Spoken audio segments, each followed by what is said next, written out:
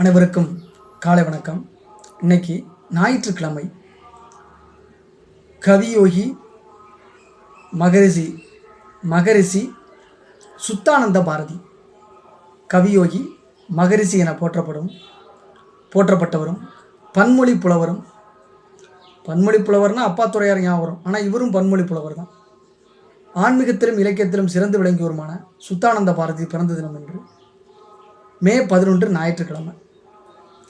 சிவகங்கையில் பிறந்திருக்கிறார் 1897. வழக்கறிஞரான இவர் தந்தை வேதங்களை கற்றவர். இவரது இயற்பெயர் வேங்கட சுப்பிரமணியன். 5 வயதில் ரங்க ஐயங்கார் திண்ணைப்பள்ளியில் படித்தார். பின்னர் மன்னர் பள்ளியில் படித்தார்.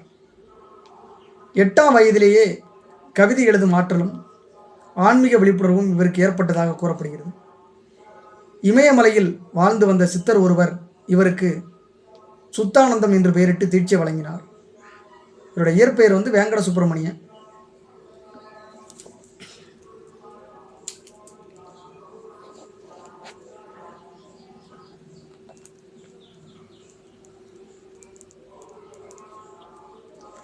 கல்லூரி படிப்பு முடித்தவுடன் வேதம், உபநிஷத்துக்கள், உபநிடதங்கள், பிரம்மசூத்திரம் ஆகியவற்றை கற்று அவற்றை தமிழிலும் மொழிபெயர்த்தார்.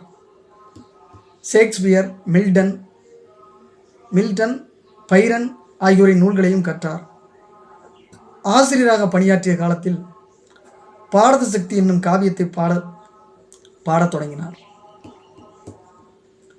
இவர் இயற்றிய நூல்களில் யோக சித்தி, கீர்த்தனாஞ்சலி, மேளராகமாலை ஆகிய கவிதை நூல்கள் மிகவும் பிரசித்தி பெற்றவை. பல மொழிகளை கற்றறிந்தவர். திருக்குறளை ஆங்கிலத்தில் அதே ஈரடிகளில் அதே நடை சந்தத்தில் மொழிபெயர்த்தார். சிருங்கேரி ஜகத்குரு சங்கராச்சாரியார் இவருக்கு கவியோகி பாரதி என்றும் பெயர் சூட்டினார். சீரடி சாய்பாபா, ரமண மகரிஷி ஆகியோர் இவருடைய ஆன்மீக உயர்வுக்கு வழிகாட்டினர். திலகர், காந்திஜி, நேதாஜி, ஊவேசா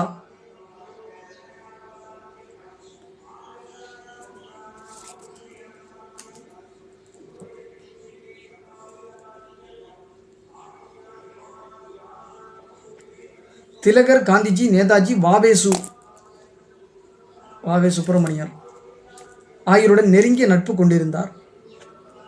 தேசிய சிந்தனைகளை தூண்டும் பல பாடல்களை இயற்றியிருக்கிறார்.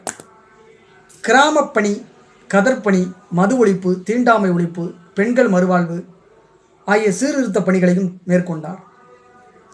அரவிந்தரின் தொடர்பால் இவரது வாழ்வில் புதிய திருப்பம் ஏற்பட்டது. புதுவை ஆசிரமத்தில் 20 ஆண்டுகள் மௌன விரதம் இருந்து வந்தார். சமய ஒற்றுமையை போற்றியவர். கிறிஸ்தவம், இஸ்லாமியம் ஆகிய சமய நூல்களை கற்று அவை காட்டும் நெறிகளையும் பின்பற்றி வந்தவர். ஒரே கடவுள், ஒரே உலகம், ஒரே ஆண்மநேயர் நாம் என்பதை உலகுக்கு உணர்த்தியவர். சமஸ்கிருதம், இந்தி, தெலுங்கு, ஆங்கிலம், பிரெஞ்சு மொழிகளிலும் நூல்களை ஏற்றியிருக்கிறார். சிறந்த மொழிபெயர்ப்பாளர். கவிதைகள், உரைநடை, பயண நூல், இலக்கணம், கீர்த்தனைகள், நாடகம், திறனாய்வு, சிறுகதை, அறிவியல், வாழ்க்கை வரலாறு ஆகிய பல துறைகளிலும் நூல்களை எழுதி குவித்தார். சமஸ்கிருதம், இந்தி, தெலுங்கு, ஆங்கிலம், பிரெஞ்சு மொழிகளிலும் நூல்களை ஏற்றியிருக்கிறார். சிறந்த மொழிபெயர்ப்பாளர். கவிதைகள், உரைநடை, பயண நூல், இலக்கணம், கீர்த்தனைகள், நாடகம், திறனாய்வு, சிறுகதை, அறிவியல், வாழ்க்கை வரலாறு ஆகிய பல துறைகளிலும் நூற்றுக்கணக்கான நூல்களை எழுதி குவித்தார். தஞ்சை தமிழ் பல்கலைக்கழகத்தின் முதல் ராஜராஜன் விருது பாரத சக்தி என்ற நூலுக்கு இவருக்கு கிடைத்தது. 1947 ஆன்மீக பயணங்கள் மேற்கொள்ள தொடங்கினார். சோவியத் யூனியன், பிரான்ஸ் உள்ளிட்ட ஐரோப்பிய நாடுகளுக்கும், சீனா, ஜப்பான் ஆகிய ஆசிய நாடுகளுக்கும், அமெரிக்க, ஆப்பிரிக்க நாடுகளுக்கும் சுற்றுப்பயணங்களை மேற்கொண்டு சொற்பொழிவுகள் ஆற்றினார். அகவாழ்வு சிறந்திட யோகம், புறவாழ்வு சிறந்திட அறிவியல் இவை இரண்டும் இணைந்தால் மனித வாழ்வு அமரத்துவம் பெறும், மண்ணில் விண்ணரசு தோன்றும் என்பதுதான் இவர் உலகுக்கு அளித்த செய்தி. 1977 சிவகங்கையில் சுத்தானந்த யோக சமாஜம் என்ற அமைப்பை இவர் நிறுவினார். 1979 சுத்தானந்த தேசிய வித்தியாலயம் உயர்நிலைப் பள்ளியை நிறுவினார். அங்கேயே ஒரு குடிலையும் அமைத்துக்கொண்டு சமாஜம் பள்ளியின் வளர்ச்சிக்கு வழிகாட்டி வந்தார். தன் படைப்புகளுக்கு வந்த அத்தனை தொகைகளையும் சமாஜ பணிகளுக்கே செலவிட்டார்.